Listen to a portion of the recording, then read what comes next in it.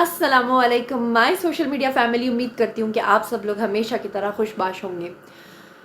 ایک بحث پچھلے کافی ہفتوں سے چلے آ رہی ہے. فہد مصطفیٰ تنقید کا نشانہ بنے ہوئے ہیں. اس کی ریزن یہ ہے کہ وہ لگاتار کچھ ایسے ڈراماز بنا رہے ہیں جس کی کہانیاں لوگوں کو قابل قبول نہیں ہیں. وہ کہانیاں لوگوں کو لگتا ہے کہ اسٹار پلس کی کہانیاں بنتی جا رہی ہیں. کیونکہ ایک وقت تھا، آپ کو یاد ہوگا، کہ جب پاکستانی ڈرامے کا ڈنکا پوری دنیا میں بجتا تھا. پاکستانی کہانی کیوں اتنی منفرد ہوتی تھی؟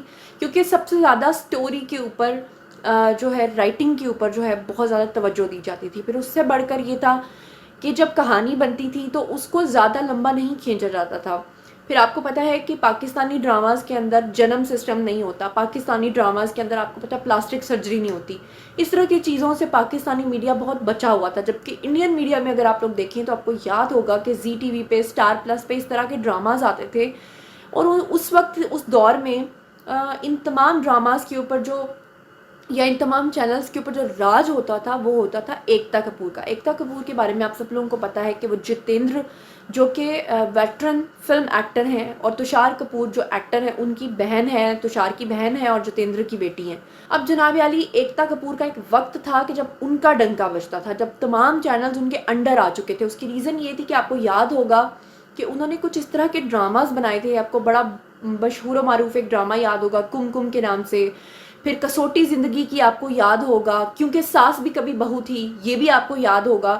آپ کو پتہ ہے کہ وہ جنریشن جو پیدا ہوئی تھی جب یہ ڈراماز شروع ہوئے تھے، اور وہ جنریشن جو جوان ہو گئی تھی انہی ڈراماز کو دیکھتے دیکھتے. کیونکہ آپ کو یاد ہوگا کہ ایک ایک ڈرامے کے جو اقساط تھیں وہ تقریباً 700-800 تک جاتی تھیں، بلکہ ہزار پہ بھی چلی جاتی تھی. اس کی ریزن یہ ہوتی تھی کہ ڈرامے کے اندر اتنی سنسنی ڈالی جاتی تھی، اتنا کچھ ڈالا جاتا تھا کہ اس کے بعد لوگوں کو ایڈکشن ہو گئی تھی. اگر آپ کو یاد ہو تو ان تمام ڈراماز میں جو ایک کامن چیز میں نے ڈھونڈ کے نکالی ہے کہ وہ کیا تھی جس کی وجہ سے اس دور کے لوگ اتنا زیادہ اس کو دیکھتے تھے، ایڈکٹڈ ہو چکے تھے، تو میں آپ کو بتاتی چلوں کہ آپ کو یاد ہوگا کہ ساس بہو کی سازشیں دکھائی جاتی تھیں. پھر کیا دکھایا جاتا تھا؟ جادو ٹونا دکھایا جاتا تھا.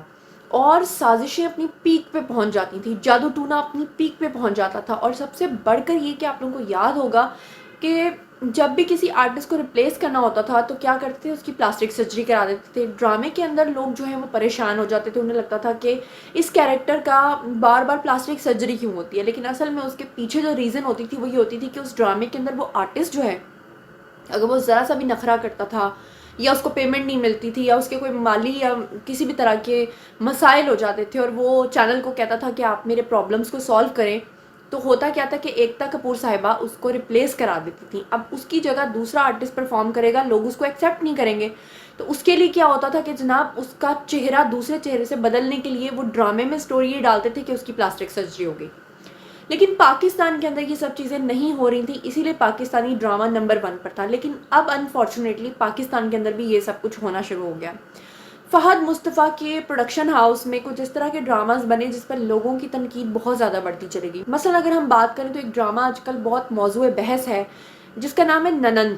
اب ننند یا نند کہہ لیجیے، یہ ڈرامہ تقریباً 100 ایپیسوڈز کمپلیٹ کرنے جا رہا ہے، اور کہا یہ جا رہا ہے کہ شاید یہ 100 مزید اور آگے ایپیسوڈز پہ ایکسٹینڈ ہو جائے. اس کی ریزن یہ کہ اس میں بھی جو سازشیں ہیں، سازشوں کے جال ہیں، وہ دکھائے جا رہے تھے 100 ایپیسوڈ تک. تقریباً 60ویں ایپیسوڈ تک تو یہ اچھا چل رہا تھا. جو نند اور بھاوج کے درمیان ایک رائیولری ہوتی ہے وہ سب دکھائی جا رہی تھی، تب تک تو ٹھیک تھا.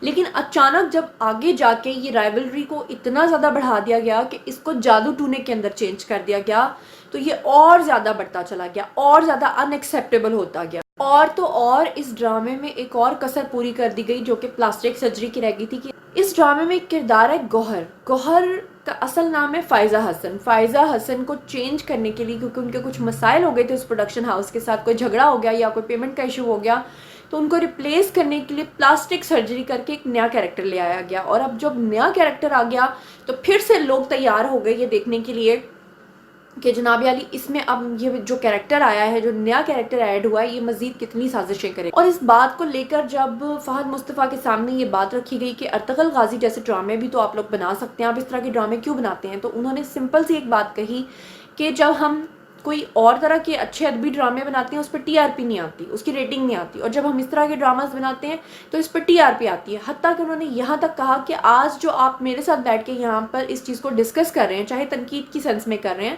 یہ بھی ہمارے لیے ایک پبلسٹی ہے. مطلب یہ ہے کہ لوگوں کو پبلسٹی چاہیے. اب وہ کچھ بھی بنائیں, کچرا بنائیں, کوڑا بنائیں, لیکن ہم جیسے لوگ, آڈینس جب تنقید کرتی ہے تو مجھے آڈینس پہ بھی بڑی ہنسی آتی ہے. کیوں کہ ایک طرف تو وہ کہتے ہیں کہ آپ اچھا کانٹینٹ نہیں بنا رہے, آپ را کانٹینٹ بنا رہے ہیں, خراب چیزیں بنا رہے ہیں, تو دوسری طرف آپ لوگ دیکھتے بھی ہیں. اگر آپ اس طرح کے کانٹینٹ کو ریٹنگز دینا چھوڑ دیں گے تبھی وہ لوگ بنانا چھوڑیں گے. جب آپ اسے دیکھتے بھی رہیں گے اور اس پہ تنقید بھی کرتے رہیں گے اور ہر ایپیسوڈ کا آپ کو پتہ بھی ہوگا, تو تب تک کچھ بھی نہیں ہونے والا. پھر آپ دیکھیں کہ ننن کے بعد جلن آ گیا, اب جلن کے بعد آ گیا ہے جناب علی ڈنک. اب یہ تینوں کے الفاظ کو اگر آپ نوٹ کریں تو تینوں ہی کنٹروورشل سے لفظ ہیں. مطلب جلن میں کیا ہوگا, ننن میں کیا ہوگا, ڈنک میں کیا ہوگا.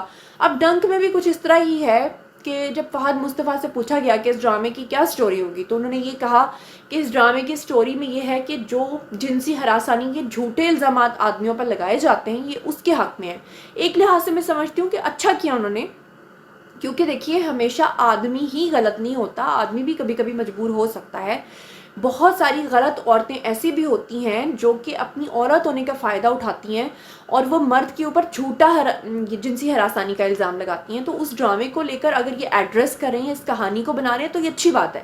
لیکن اگر TRP کے چکر میں اس میں بھی پلاسٹک سرجری ڈال دی جائے, یا اس میں بھی کالا جادو ڈال دیا جائے, یا اس میں بھی یہ سب چیزیں ڈال دی جائیں, تو پھر یہ چیزیں جو ہے نا بہت خراب ہو جاتی ہیں. پھر یہ وہ جو ایک سٹینڈرڈ ہوتا ہے نا, یہ اس سے بہت نیچے آ جاتا ہے, یہ وہ والا معاملہ ہو جاتا ہے. اب لوگوں کی اگر ہم بات کریں تو وہ بہت زیادہ تنقید کا نشانہ بنا رہے ہیں فہد مصطفیٰ کو. فہد مصطفیٰ سے کہہ رہے ہیں کہ آپ نے کس طرح کے ڈراماز بنانا شروع کر دیے ہیں, آپ نے جلن بنانا شروع کر دیا, آپ نے ننن بنانا شروع کر دیا, آپ نے ڈنک بنانا شروع کر دیا. اب فہد مصطفیٰ کا ایک پروڈکشن ہاؤس ہے, اس پروڈکشن ہاؤس کے انڈر ڈراماز بنتے ہیں, ان سے وہ ڈراماز خریدتا ہے ARY کے علاوہ بھی جو دوسرے چینلز ہیں وہ فہد مصطفیٰ سے ڈراماز خریدتے ہیں. اب مجھے یہ بتائیے کہ اگر آپ جیسے لوگ ان کو ریٹنگز نہیں دیں گے تو پھر وہ کیسے اپنے ڈراماز کو دوسرے چینل پہ بیچ سکیں گے؟ نہیں بیچ سکیں گے, ان کا بزنس نہیں چلے گا. تو پھر وہ چیز بنائیں گے جو آپ چاہتے ہیں دیکھنا, سننا یا جاننا. لیکن جب آپ لوگ ہی ان کو ریٹنگز دیں گے, آپ لوگ ہی دیکھیں گے اور پھر آپ لوگ گالیاں بھی دیں گے, تنقید بھی کریں گے, تو یہ دوہرا معیار جو ہے وہ اب نہیں چلے گا. اس بارے میں آپ لوگوں کا کیا خیال ہے؟ کیونکہ لوگ گالیاں دینا بڑا آسان ہے لیکن اس کو صحیح کرنا بہت مشکل کام ہے. آپ کو یاد ہوگی وہ ایک کہانی کہ جس میں ایک شخص نے ایک پینٹنگ بنائی تھی اور لکھا تھا کہ اس کی جہاں جہاں کوئی مسٹیکس ہیں اس کی نشاندہی کریں, اور اگلے دن جب وہ گیا تو وہ پورا بورڈ بھرا ہوا تھا, نیچے بہت کچھ لکھا ہوا تھا کہ اس میں یہ بھی مسٹیک ہے, یہ بھی مسٹیک ہے, یہ بھی مسٹیک ہے. اس شخص نے وہ تحریر مٹائی اور اگلے دن وہاں پر یہ لکھ دیا کہ برائے مہربانی جہاں پر مسٹیک ہے اس کو صحیح کر کے دکھائیں. تو کوئی بھی نہیں تھا اگلے دن آیا, کیونکہ ان کو کرنا نہیں آتا تھا, ان کو پینٹنگ نہیں بنانی آتی تھی, کیسے ٹھیک کر کے دکھائیں. تو بات یہ ہے کہ جب آپ چاہتے ہیں کہ معاشرے کی اصلاح ہو, آپ جب چاہتے ہیں تو پھر اس کو ڈسکریج کرنے کے لیے دیکھنا بند کر دیں, ٹی وی دیکھنا بند کر دیں, ٹی وی کا بائیکاٹ کریں, نہ دیکھیں غلط کانٹینٹ. لیکن جب آپ خود دیکھتے ہیں اور ریٹنگز دیتے ہیں اور پھر باتیں کرتے ہیں تو یہ سراسر غلط ہے. اس بارے میں آپ لوگوں کا کیا نیریٹو ہے, آئیے کامنٹ سیکشن میں میرے ساتھ شیئر کیجیے, مجھے بتائیے تاکہ میں آپ کی آراء سے مستفید ہو سکوں. اور ہاں, مزید خبریں جاننے کے لیے اور میرے ساتھ کنیکٹڈ رہنے کے لیے چینل کو سبسکرائب کرنا ہرگز مت بھولیے گا. ساتھ میں جو بیل آئیکن ہے اسے بھی پریس کریں تاکہ ٹائملی نوٹیفیکیشنز آپ تک پہنچ سکیں. اپنا بہت بہت خیال رکھیے گا. اللہ نگہبان.